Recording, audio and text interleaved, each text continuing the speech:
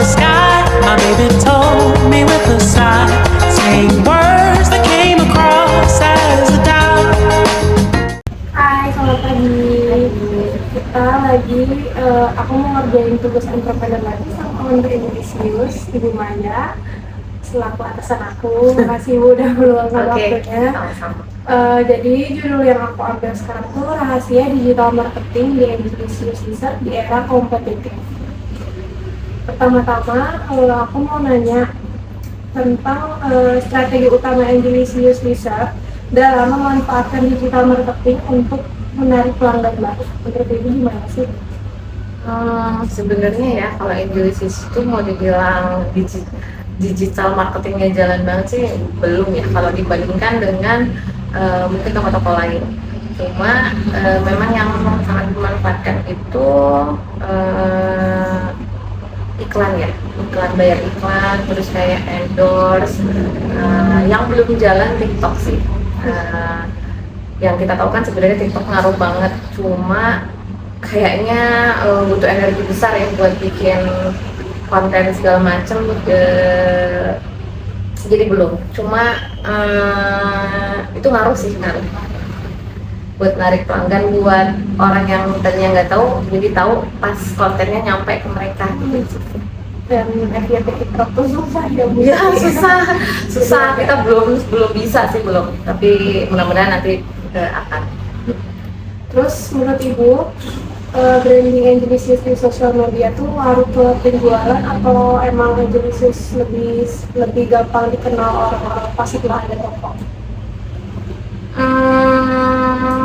50-50 sih ya. Menurut aku ada toko itu ngebantu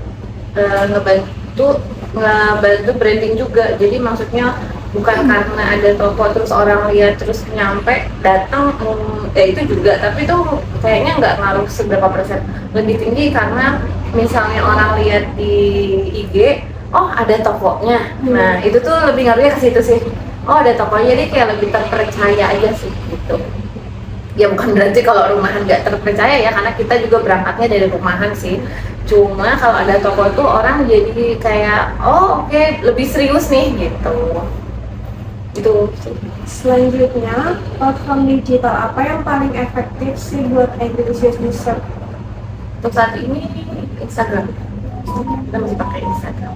Kita masih Facebook belum, nggak pernah ya.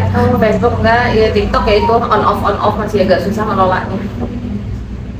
Dan kita tuh kan masih ini ya, masih ganti-gantian namanya antara ibu sama anak toko, makanya kita tuh belum semuanya sosmed di apa ya, Indonesia tuh Ya, belum handle semua.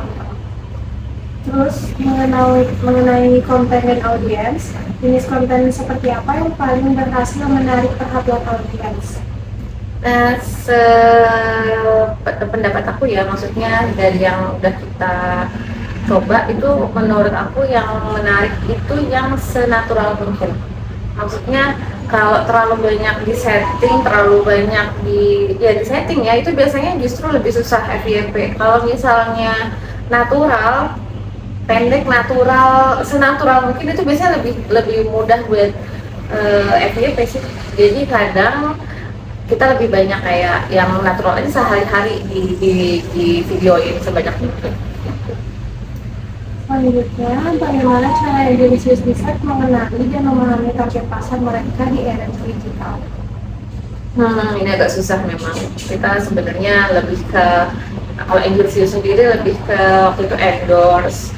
Nanti pasarnya sih kebentuk dengan pas ada yang order tuh kan ada kadang-kadang customer yang kak mau ini ya, itu dari situ tuh jadi kebentuk pasarnya sih. Maksudnya ketahuan Angel Juice itu pangsa pasarnya harga berapa.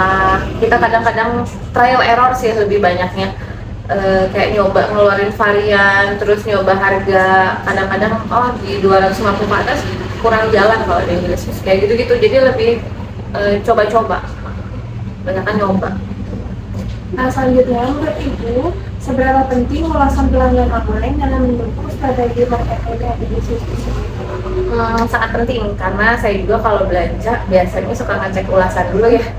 Nggak di Gojek, nggak di Tokped, pokoknya biasanya ngecek. Cuma kita sih menghindari yang terlalu di setting juga. Jadi Sebenarnya kan ada beberapa yang kayak nanti dapat bonus kalau mau komen, rating segala macam. Sebenarnya bagus sih buat ngebooster, tapi kadang-kadang yang gitu tuh suka kelihatan juga gitu. Jadi diperlukan kadang-kadang kayak gitu kalau memang lagi sepi, bolehlah sesekali kayak bikin bikin gimmick ya, dikasih free apa terus bikin rating gitu. Tapi kalau misalnya yang benar-benar organik ya, natural, yang memang orang dengan kesadaran sendiri mau ngasih rating karena memang enak, itu tuh selain memang hasilnya lebih bagus, punya kepuasan tersendiri juga gitu. Terus selanjutnya persaingan di era kompetitif ya. Bagaimana bisnis bisa membedakan ini dari kompetitor melalui digital marketing? Kalau kita sih lebih ke apa ya, dari segi packaging ya, kemasan, bukan box aja tapi lebih ke presentasinya bagus gitu. Jadi kalau puding tuh mungkin yang enak banyak, kalau yang enak dan bagus buat dikasih itu kita lebih ke situ sih. Jadi punya keunikannya, kalau dikasih nggak malu-maluin gitu lah.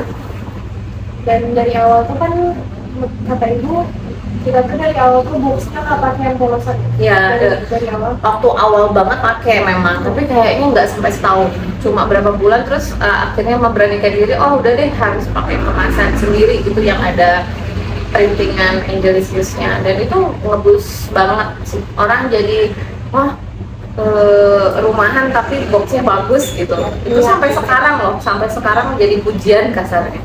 Karena ada juga loh brand yang udah gede tapi nggak berani pakai packaging sendiri karena memang itu modalnya lumayan. Jadi menurut ibu packagingnya penting banget.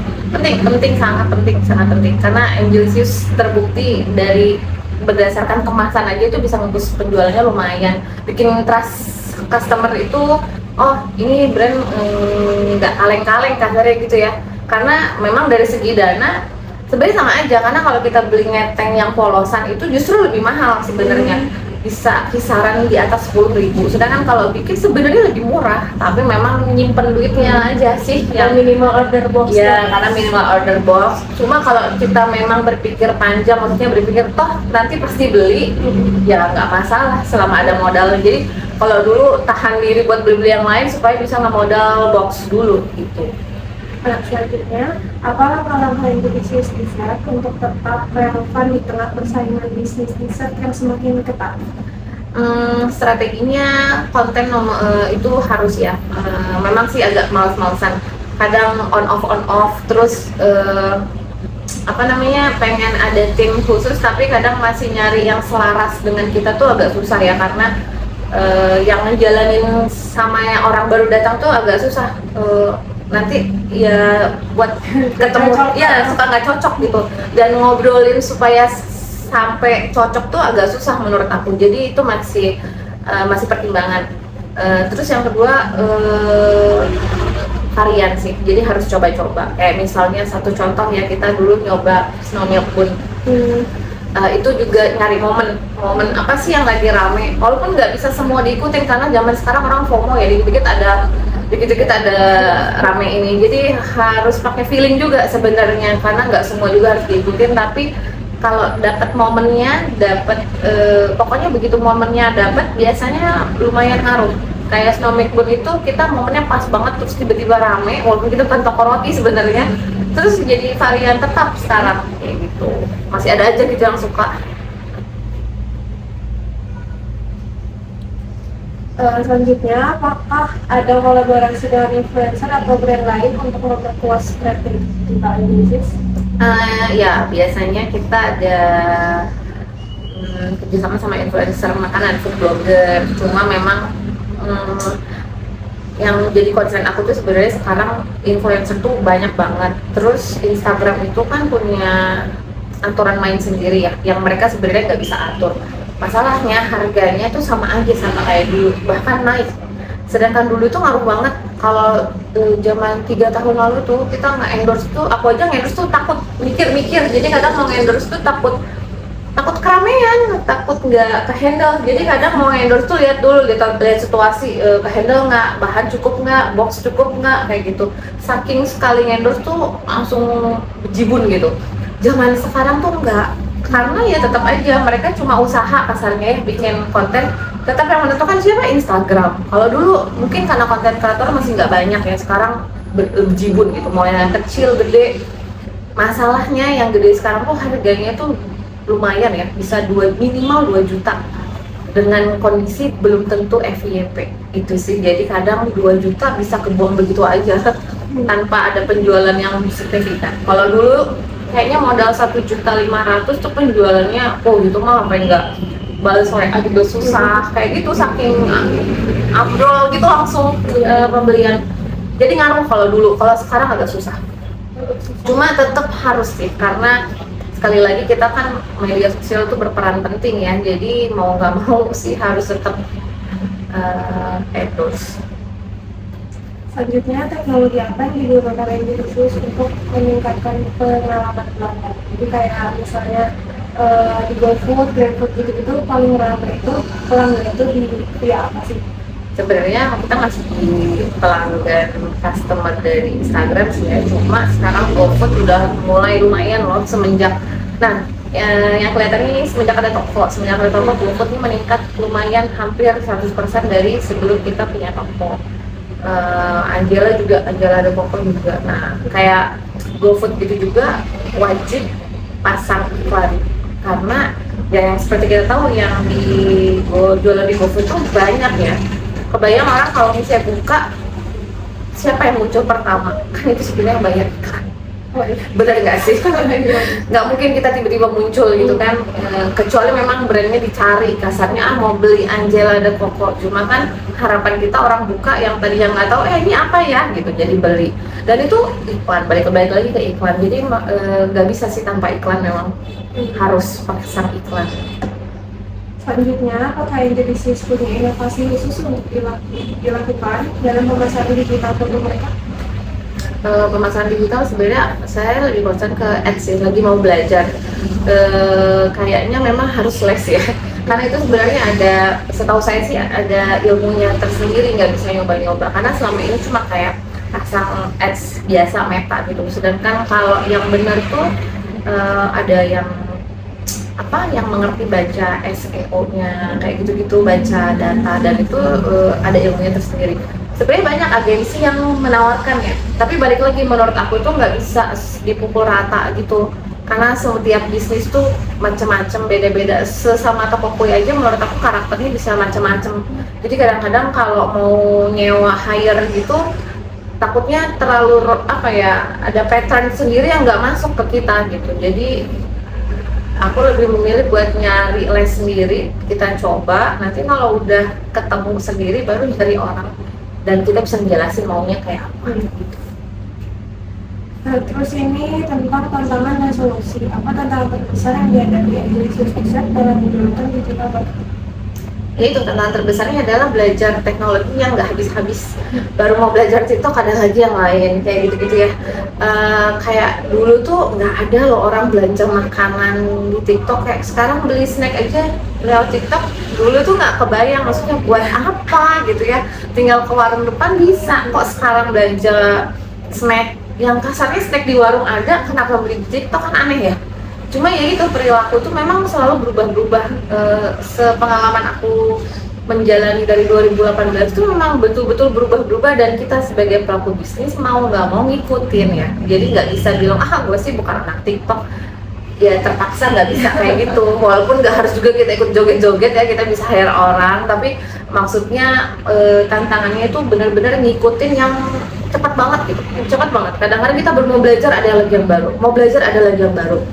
Pengennya sih nggak ngikutin, tapi karena kita masih, dan salah satu cara kita nggak mau terlalu ngikutin itu ya buat toko gitu kan, itu salah satu tekniknya. Tapi karena penjualan juga masih masifnya di online, ya mau nggak mau digital marketingnya harus ngikutin gitu, jadi harus dua-duanya jalan. Selanjutnya, bagaimana Angel Khusus bisa menangani perubahan algoritma platform seperti Instagram atau TikTok? Ya itu kayak yang aku bilang, nggak ketebak kan. Jadi kadang-kadang caranya adalah rajin-rajin scrolling, lihat apa sih yang lagi rame. Kadang-kadang kayak aduh apaan sih, maksudnya kayak nggak ngerti gitu ya kenapa gitu aja rame gitu, tapi ya karena kita kasarnya numpang pesawat orang tuh kasarnya ya numpang di TikTok, numpang di Instagram, otomatis kita ngikutin cara main mereka dong. Ya, mau nggak mau kayak gitu. Kalau punya toko sendiri kan beda, kita bisa bikin aturan sendiri. Tapi balik lagi zaman digitalisasi ya, nggak akan bisa hilang sih. Jadi mau nggak mau upgrade diri, belajar gimana cara ngikutinnya supaya ikut arus yang sekarang. Selanjutnya, apa strategi mereka untuk mempertahankan loyalitas pelanggan di era digital? Kalau masalah loyalitas balik lagi ke kualitas ya. Mungkin kalau FYP terus rame itu bisa dilakukan berbagai macam cara, entah kita endorse, pokoknya kasarnya duit berbicara gitu ya. Tapi kalau balik lagi ke kualitas produk terus pelayanan nomor satu itu kadang susah buat dibeli kayak gitu. Nggak sekadar punya uang terus bisa. Jadi apa ya, menciptakan produk dari hati, berjualan dari hati, yang biasa aku selalu ngajarin ke tim di sini. Pokoknya kayak kita membantu orang gimana sih, Kak aku pengen ada hampers yang gini, kita membantu, jadi orang merasa punya kedekatan secara emosional gitu. Jadi itu yang menurut saya membuat orang bisa balik lagi gitu sih. Nah, terakhir, menurut ibu kan dulu kita kan punya konten kreator. Nah, dia tuh kan kadang kalau misalnya lagi rame, nggak ke-handle tuh. Betul. Sama semua tim tuh nggak ke-handle. Nah, Jadi nggak ada konten kalau lagi rame. kalau lagi rame malah kan itu tuh momennya. Justru ya. momennya ya, betul. Menurut ibu tuh itu kita punya konten kreator sendiri tuh efektif atau enggak sih?